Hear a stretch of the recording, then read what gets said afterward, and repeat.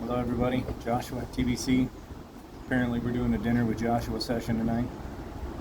I figured I would take a couple minutes and talk to you guys about tires.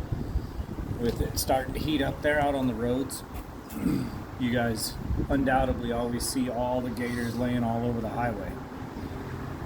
By doing a few simple things, you can really avoid, whether you're running recaps or you're running virgins, whether you're running fresh tread or whether you're running, down to your last 30 seconds of tread. Just by taking a few steps, you can really avoid having that problem of being stuck on the side of the road because you got a blown out tire and it tears up mud flaps and fenders and headlights. That much rubber at that speed does a lot of damage. So I don't know if you're aware of how tires build heat, but as the tire rolls around and connects to the ground, that and the weight of your load in the truck flexes the sidewall on the tire. That's what builds your heat. So that's why it's very important that you measure your air pressure when the tire is cold. When you wake up in the morning, make sure it hasn't been sitting in the sunlight. You want that tire to be cold, and you want to read that pressure on the sidewall. That max PSI, don't ever be afraid to go up to that max PSI, because that's the manufacturer's recommended maximum PSI, so that tire will operate at an optimal point.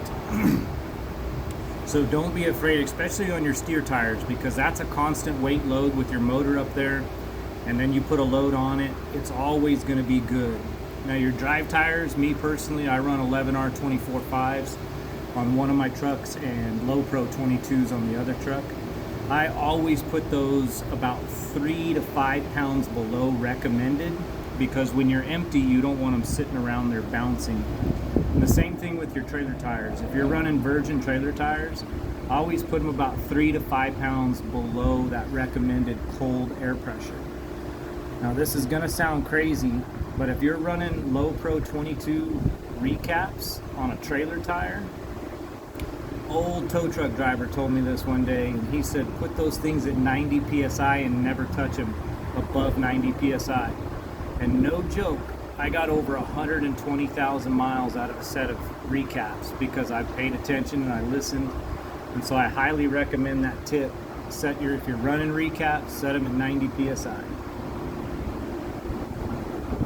So that's what I got to say about tires. Keep an air chuck and an air hose, and keep an air gauge.